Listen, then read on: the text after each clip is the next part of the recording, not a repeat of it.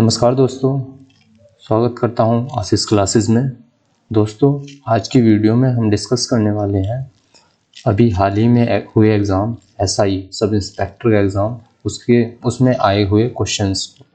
चलो चलते हैं अपने सेशन की ओर।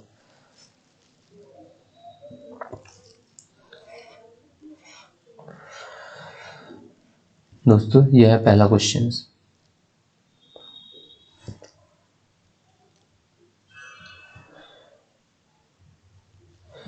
तो पहला क्वेश्चन है, which of the following ecosystem has inverted pyramid of biome. दोस्तों, बायोमास का इन्वर्टेड पिरामिड देखना है, इनमें से किसका है।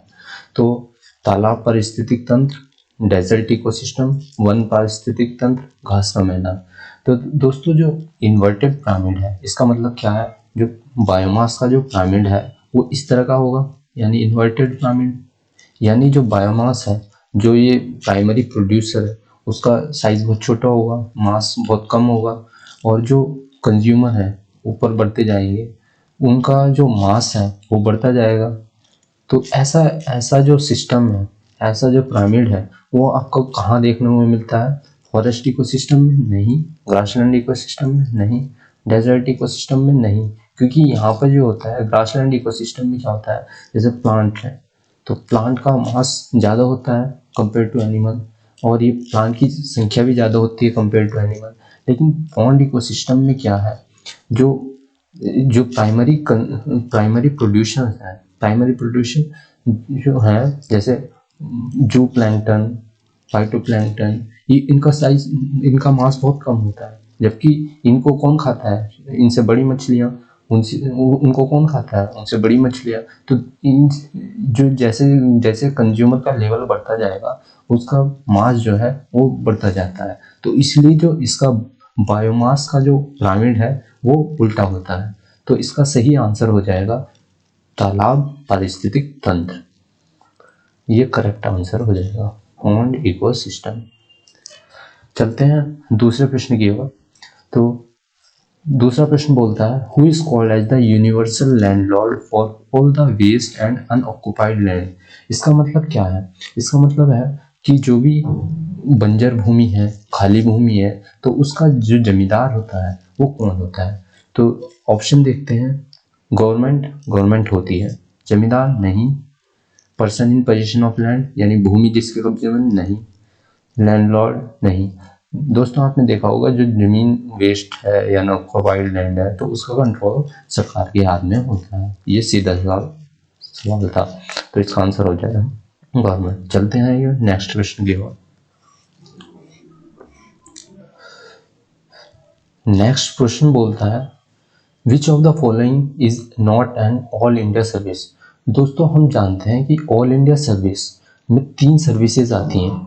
आईएएस यानी इंडियन एडमिनिस्ट्रेटिव सर्विस, भारतीय प्रशासनिक सेवा, ये एक ऑल इंडिया सर्विस है। आईपीएस यानी इंडियन पुलिस सर्विस, ये भी आईपीएस भी एक ऑल इंडिया सर्विस है।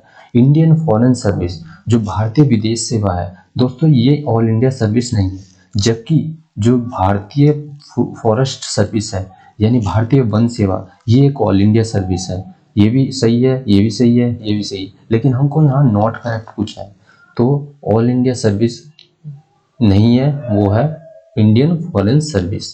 तो इसका जो राइट आंसर हो जाएगा वो भारतीय विदेश सेवा हो जाएगा। ठीक है, हम नेक्स्ट क्वेश्चन की ओर चलते हैं। निम्नलिखित में कौन सा औपनिवेशिक सरकार की नीतियों का प्रत्यक्ष परिणाम नहीं है। तो दोस्तों, जो ब्रिटिश रूल रहा, ब्रिटिश की पॉलिसीज है, उसका जो डायरेक्ट आउटकम है, इनमें से कौन सा है। ठीक है, तो देखते हैं ऑप्शन क्या कहता है। भारत से तैयार माल के निर्यात में वृद्धि। दोस्तों, जो इंक्रीज इन एक्सपोर्ट है फिनिश्ड गुड का, वो तो नहीं हुआ, क्योंकि भारत में क्या हुआ, यहाँ से रॉ मटेरियल का ये अपने कंट्री में ले गए, ब्रिटेन में ले गए, और वहाँ से ब्रिटेन की फैक्ट्रियाँ इंक्रीज की, और वहाँ से जो फिनिश्ड गुड्स है वो इंडिया में सप्लाई किया। ठीक है, तो ये तो नहीं होगा। और दोस्तों, ये देखते हैं second option, the system of deindustrialization of India, यानी भारत का व्यवस्थित विऔद्योगिकरण। इसका मतलब क्या है कि जो इंडस्ट्रियलाइजेशन है उसका पतन हुआ।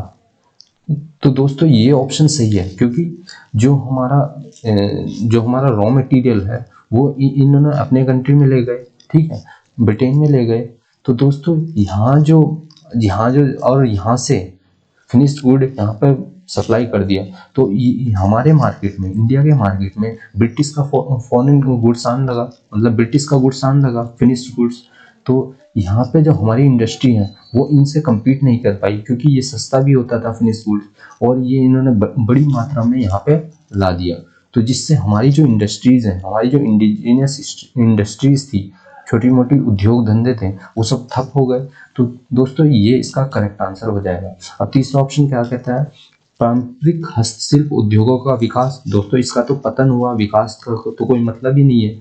और rapid growth of India gross domestic product, नहीं, क्योंकि फिनिश गुड वहाँ से आ रहा है, तो यहाँ की इंडस्ट्रियों का विकास हुआ, ब्रिटेन की इंडस्ट्री का विकास हुआ, तो अपनी जो हमारी इंडस्ट्रीज का पतन हुआ उसी को डी इंडस्ट्रियलाइजेशन कहते हैं।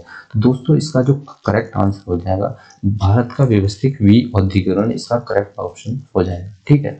तो ये करेक्ट आंसर हो जाएगा। नेक्स्ट क्वेश्चन की ओर चलते हैं।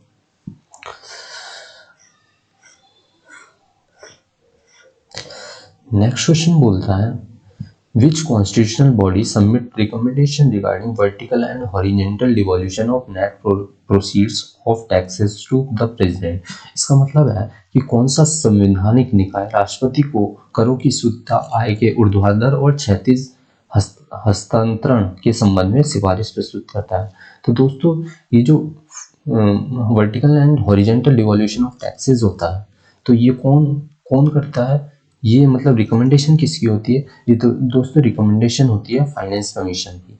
गुड्स और सर्विस टैक्स नहीं, पीएम नहीं करता है, कैग का काम ये नहीं होता है, ये ऑडिटर जनरल होता है दोस्तों, कैग, ठीक है। तो जो फाइनेंस कमीशन है इसका, यानी वित्त आयोग, इसका करेक्ट आंसर हो जाएगा। और जो वित्त आयोग है दोस्तों, ये आर्टिकल 280 में डील होता है, ठीक है। आर्टिकल 280 फाइनेंस कमीशन की बात करता है, यानी, और दोस्तों ये एक और सेंट्रल लेवल पे भी फाइनेंस कमीशन होता है और स्टेट लेवल पे भी फाइनेंस कमीशन होता है। जो स्टेट लेवल पे फाइनेंस कमीशन होता है वो पंचायत में, पंचायत लेवल पर फाइनेंस का डिस्ट्रीब्यूशन के लिए रिकमेंडेशन देता है, ठीक है। और ये सेंटर वाला जो करता है, सेंटर और स्टेट में जो फाइनेंस है उसका उसका डिवीजन करता है, रिकमेंडेशन देता है कि कितना कितना डिवीजन होना चाहिए, ठीक है। अब नेक्स्ट क्वेश्चन की ओर चलते हैं दोस्तों।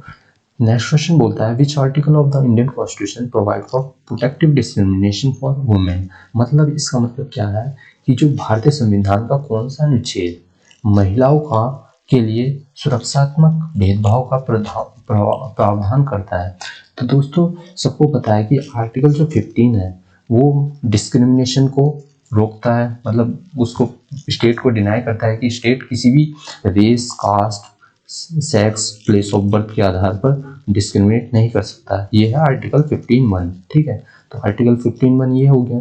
आर्टिकल 15(2) कहता है कि जो पब्लिक प्लेसेज होती हैं, जैसे टेम्पल्स हो गए, पॉन्ड्स हो गए, उस पर सब लोगों का अधिकार होता है, ठीक है। ये हो गया आर्टिकल 52, ठीक है, 15(2) सॉरी। और आर्टिकल जो 15(3) है वो आर्टिकल 15(1) का एक्सेप्शन है दोस्तों।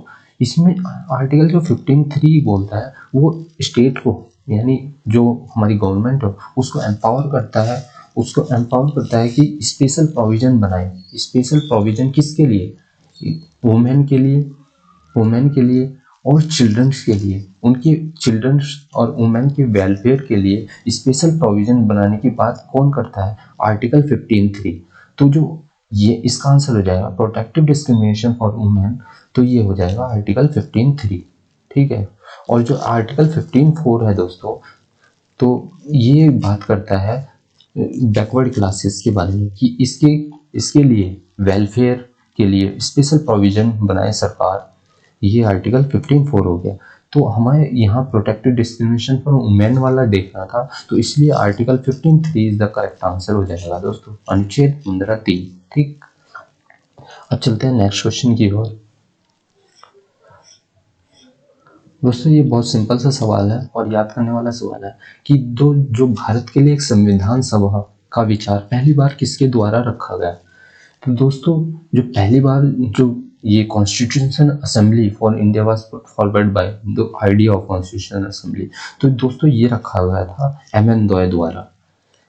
ठीक है, ये कॉन्स्टिट्यूशन असेंबली के मेंबर भी थे। ठीक है, और ये तो याद करने वाला सवाल है। और इसके अलग ऑप्शन देख लेते हैं। जो राजेंद्र प्रसाद है दोस्तों, ये इंडिपेंडेंट इंडिया के फर्स्ट प्राइम मिनिस्टर प्रेसिडेंट रह चुके हैं। ठीक है, और जो जवाहरलाल नेहरू, जिनके पिता मोतीलाल नेहरू भी थे, और जो जवाहरलाल नेहरू हैं, ये दोस्तों ये फर्स्ट इंडिपेंडेंट इंडिया के प्राइम मिनिस्टर रह चुके हैं। ठीक है, और जो वल्लभ भाई पटेल है, वल्लभ भाई पटेल दोस्तों ये आयरन मैन ऑफ इंडिया है, आयरन मैन ऑफ इंडिया इनको बोलते हैं। और इनको अलग एक दूसरे नाम से भी जाते हैं कि जो भारत की यूनिटी कराई थी वो इन्होंने ही कराई थी। ठीक है, इस नाम से भी जाना जाता है। ठीक है, तो दोस्तों और इसको जो सरदार का टाइटल था, इनको जो सरदार का टाइटल दिया था वो बारदोली की महिलाओं ने, यानी बारदोली सत्याग्रह एक सत्याग्रह था, उनमें जो महिलाएं थी उन्होंने इनको सरदार का टाइटल दिया हुआ था। ठीक है, तो ये हो गया। और इनको अलग इंडियन माइकेवेली के नाम से भी जाना जाता है। किसको? वल्लभ भाई पटेल जी को। ठीक है, ये हो गए वल्लभ भाई पटेल जी से जुड़े तथ्य और राजेंद्र प्रसाद जी। तो जो दोस्तों इसका जो करेक्ट आंसर हो जाएगा वो एम.एन. रॉय हो जाएगा। ठीक है,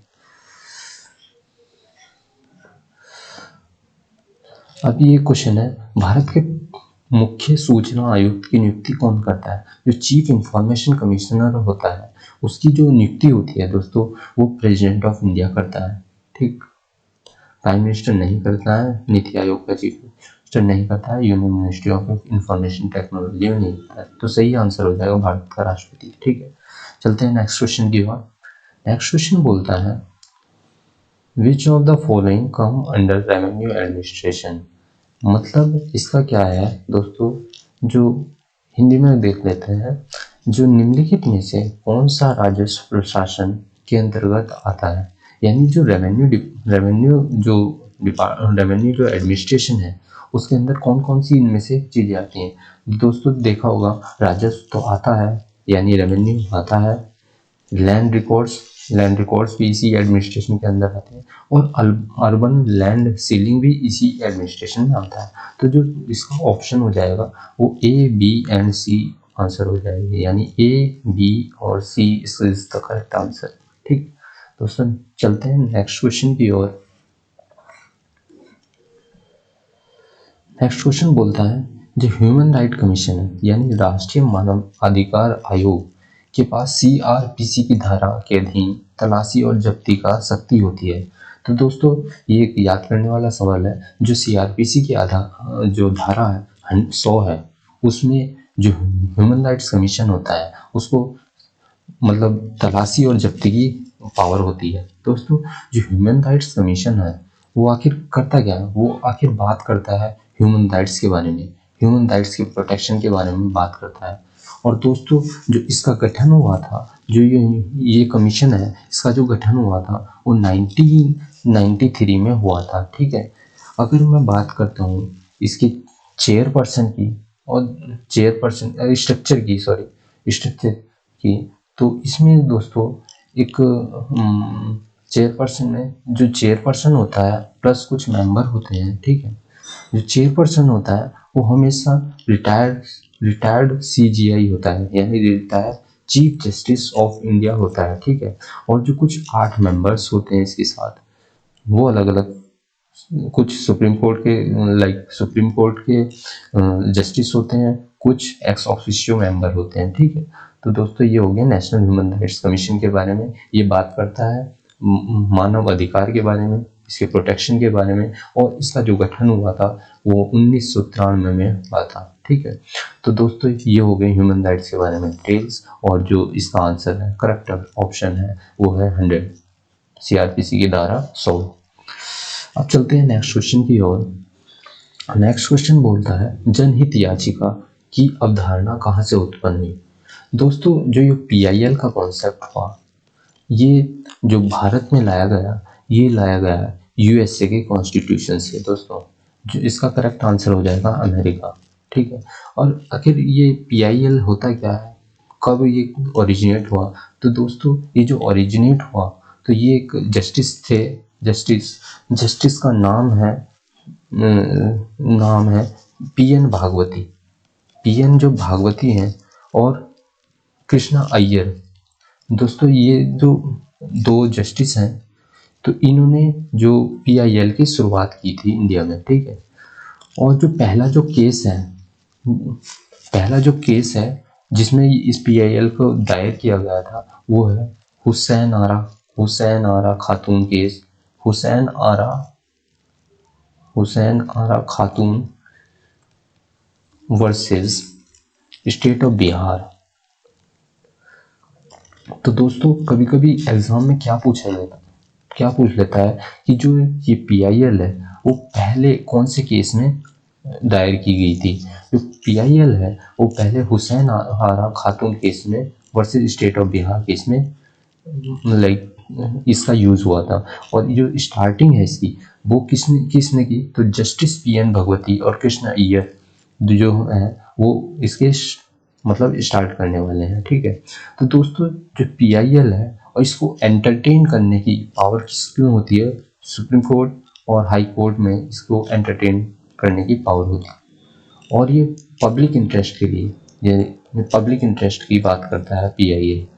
यानी यदि पब्लिक इंटरेस्ट में कोई उल्लंघन हो रहा हो तो पीआईएल दायर हो सकती है। ठीक है। और हम पीआईएल दायर किस में करते हैं दोस्तों, सुप्रीम कोर्ट और हाई कोर्ट में। ठीक है। चलते हैं नेक्स्ट क्वेश्चन की ओर। दोस्तों नेक्स्ट क्वेश्चन बोलता है कि who appoint the chairperson and other member of national commission of scheduled caste. तो दोस्तों जो national commission of scheduled caste है उसकी नियुक्ति कौन करता है? तो नियुक्ति जो करता है चीफ जस्टिस ऑफ इंडिया? नहीं। प्रधानमंत्री? नहीं। केंद्रीय मंत्री, केंद्रीय सामाजिक न्याय एवं अधिकारिता मंत्री? नहीं। पीएम? दोस्तों यहाँ पर एक गलती हो गई है, ये दो ऑप्शन पीएम देते हैं, इसका जो करेक्ट आंसर हो जाएगा प्रेसिडेंट। तो जो इसका national commission for schedule caste है वो कौन करता है उसकी नियुक्ति प्रेसिडेंट करता है दोस्तों, ये याद रखिएगा। ठीक है। मैं फिर मिस्टेक से टाइपिंग मिस्टेक हो गई है। ठीक है। चलते हैं नेक्स्ट क्वेश्चन की ओर। दोस्तों इन क्लाउड कंप्यूटिंग, यानी क्लाउड कंप्यूटिंग में CAS का अर्थ है, यानी इसकी फुल फॉर्म बतानी है CAS की। तो दोस्तों जो क्लाउड कंप्यूटिंग है, एक्चुअली ये करंट उससे पूछ लिया गया, करंट टेक्नोलॉजी रिलेटेड क्वेश्चन से। तो दोस्तों इसका जो फुल फॉर्म है वो है कंटेनर एज ए सर्विस। ठीक है। तो ये इसका करेक्ट ऑप्शन हो जाए। ठीक है। चलते हैं नेक्स्ट क्वेश्चन की ओर। दोस्तों सार्स का पूर्ण रूप क्या है, यानी सार्स का फुल फॉर्म क्या है? तो दोस्तों ये सबको पता है, एक वायरस है और इसका फुल फॉर्म हो जाएगा साउंड एंड रेस्पिरेटरी सिंड्रोम। नहीं। Severe acute respiratory syndrome. Yes, this is the correct answer. ये नहीं होगा। Severe acquired respiratory syndrome? नहीं। Severe acute respiratory syndrome is the correct answer. ठीक है। अब चलते हैं नेक्स्ट क्वेश्चन की ओर। Which article of the Indian constitution direct the state to secure all citizen a uniform civil code through the country. यानी भारत में कौन सा अनुच्छेद है जो कि पूरे देश में सभी नागरिकों के लिए एक समान नागरिक संहिता को सुरक्षित करने के लिए की बात करता है? तो दोस्तों इसके ऑप्शन को देखेंगे। Article 44, yes, it is the correct answer, क्योंकि जो 44 है तो दोस्तों ये यूनिफॉर्म सिविल कोड की बात करता है। और ये यूनिफॉर्म सिविल कोड क्या है? ये डीपीएसपी है दोस्तों। ठीक है। जो डीपीएसपी है वो आर्टिकल 36 से 51 तक आते हैं। ठीक है। और ये क्या है? ये डायरेक्शंस है। डायरेक्शन किसको? गवर्नमेंट को, कि वेलफेयर मतलब वेलफेयर की बात करता है, और डायरेक्शन प्रोवाइड करता है कि कौन कौन से प्रोविजन होने चाहिए। ठीक है। चलते हैं नेक्स्ट क्वेश्चन की ओर। इसमें यही चीज़ ध्यान रखनी है कि जो ये यूसीसी जो यूनिफॉर्म सिविल कोड का यानी जो बात करता है वो कौन सा आर्टिकल है, वो आर्टिकल 44 है। और दोस्तों यहाँ पर एक इम्पोर्टेंट आर्टिकल है आर्टिकल 40। आर्टिकल जो 40 है दोस्तों वो बात करता है विलेज पंचायत, जो विलेज पंचायत होती है उसकी ऑर्गेनाइजेशन की बात करता है, ठीक है। नेक्स्ट क्वेश्चन की ओर चलते हैं। नेक्स्ट क्वेश्चन बोलता है who was appointed as the first surveyor general of India in 1815। जो भारत 1815 में भारत के पहले सर्वेयर जनरल को नियुक्त किया गया, तो दोस्तों वे थे कॉलिन मैकेंजी। इस सिंपल है, उसका नाम याद करना है, कॉलिन मैकेंजी। चलते हैं नेक्स्ट क्वेश्चन की ओर।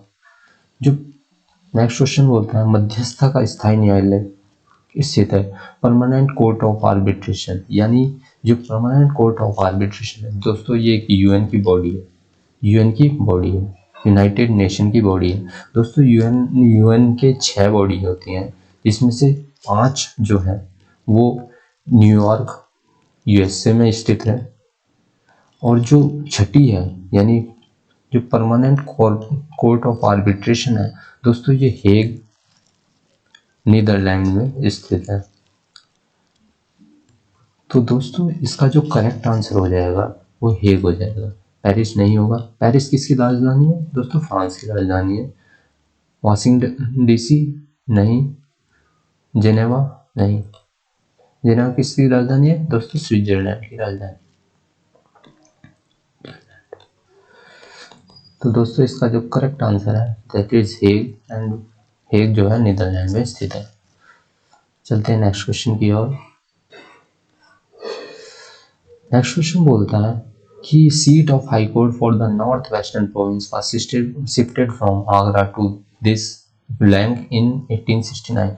जो उत्तर पश्चिमी प्रांतों के लिए उच्च न्यायालय की सीट को आगरा से कहां पर स्थानांतरित किया गया दोस्तों, जो 1869 में जो Allahabad high court, at present Allahabad high court है यूपी में, ये दोस्तों इसका जो आगरा से शिफ्ट किया गया था 1869 में, और तब से ये इलाहाबाद हाई कोर्ट के नाम से जाना जाता है। तो दोस्तों इसका जो करेक्ट आंसर हो जाएगा इलाहाबाद हाई कोर्ट, इलाहाबाद, जिसको हिंदी में इलाहाबाद बोलते हैं, ठीक।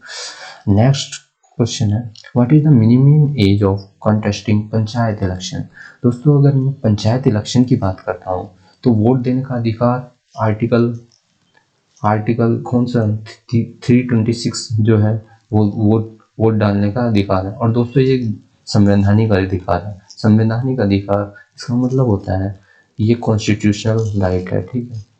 और कौन कौन सी 18 से 18 प्लस की लोग, मतलब कोई भी बंदा वोट कर सकता है, ठीक है। और जो पंचायत का इलेक्शन है वो उसकी कंटेक्शन की जो कंटेस्टेशन की वो जो एज है वो 21 है। वोट डालने का एज 18 प्लस है, ठीक है। तो दोस्तों ये थी कुछ इंपॉर्टेंट बातें इस क्वेश्चन से रिलेटेड। आइए चलते हैं नेक्स्ट क्वेश्चन की ओर। नेक्स्ट क्वेश्चन बोलता है which organisation does recognise political parties. दोस्तों कौन सा संगठन भारत की राजनीतिक दलों का मान्यता देता है। दोस्तों अभी इलेक्शन भी चल रहे हैं, इलेक्शन होने वाले हैं, तो दोस्तों ये क्वेश्चन बहुत इंपॉर्टेंट हो जाता है आगे के एग्जामों में, जो करंटली एग्जाम आने वाले हैं। तो जो पॉलिटिकल पार्टीज है उसको कौन रिकॉग्नाइज करता है दोस्तों, सुप्रीम कोर्ट ऑफ इंडिया नहीं, इलेक्शन, ये ईसीआई का फुल फॉर्म होता है election commission of India. Election commission of India दोस्तों पॉलिटिकल पार्टीज को रिकॉग्नाइज करता है। जो election of commission of India है दोस्तों यही इलेक्शन करवाता है, राज्यसभा के इलेक्शन, लोकसभा के इलेक्शन, ठीक है, यही कराता है। और जो स्टेट इलेक्शन कमीशन होता है दोस्तों ये विलेज पंचायत की इलेक्शन करता है, ठीक है। तो दोस्तों ये तो स्टेट लेवल पे हो गया, ये इंडिया लेवल पे हो गया। तो इसका जो करेक्ट आंसर हो जाएगा वो हो जाएगा ECI, that is election commission of India. चलते हैं नेक्स्ट क्वेश्चन की ओर। नेक्स्ट क्वेश्चन बोलता है कि जो which country rank first in the number of organic farmers. तो दोस्तों जो भारत जैविक किसानों की संख्या में कौन सा देश प्रथम स्थान पर है? तो दोस्तों इसका जो करेक्ट आंसर है वो है इंडिया। और इंडिया में करंटली 6.5 लाख अप्रोक्सीमेटली बता रहा हूँ कि ये इतने ऑर्गेनिक फार्म प्रोड्यूसर्स अभी इंडिया में हैं। और इसी इन नंबर्स के कारण इंडिया शीर्ष स्थान पर है कि which country rank first in the number of organic farmers. तो दोस्तों इसका करेक्ट आंसर हो जाएगा इंडिया।